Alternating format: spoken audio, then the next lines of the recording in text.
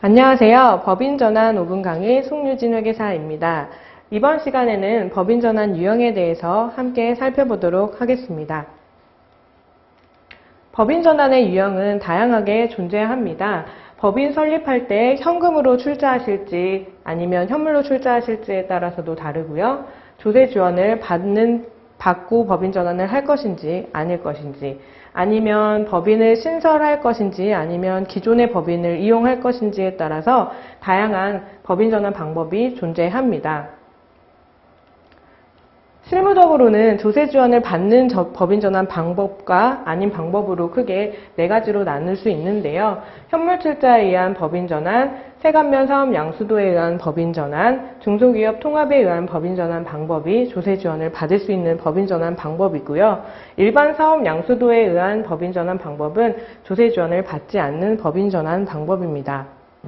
하지만 이 중소기업 통합에 의한 법인 전환 방법은 실무적으로 거의 이용되고 있지 않는 방법이기 때문에 앞에서 이제 앞으로 할 강의에서는 논외로 하겠습니다. 그렇다면 먼저 각 방법들에 대해서 자세하게 살펴보면요. 현물 출자에 의한 법인 전환 방법은 개인 명의의 사업용 고정자산이나 채권 등을 신설하는 법인기업의 자본금으로 현물 출자하는 방법입니다. 근데 여기서 개인 명의의 고정자산을 법인 명의로 변경하는 과정이 있는 것이기 때문에 여기서 소유권이 이전되게 됩니다.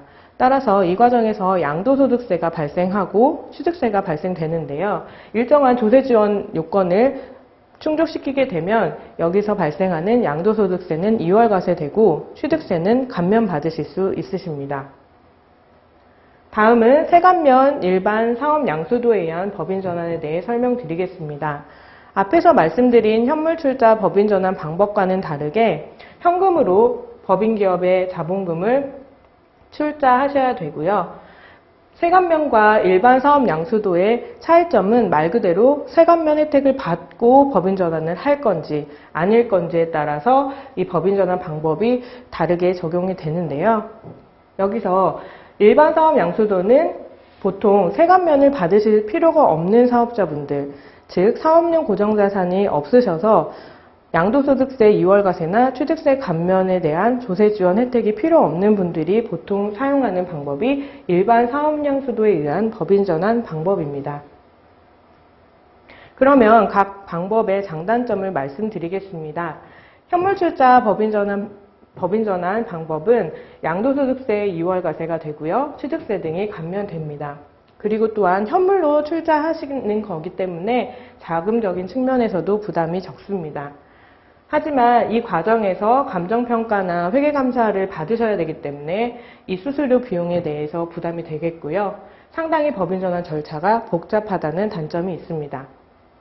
세관면 사업 양수도 같은 경우는 현물 출자와 마찬가지로 양도소득세 2월과세가 적용되고 취득세 등이 감면되지만 법인 전환 절차가 현물 출자보다는 훨씬 간단합니다.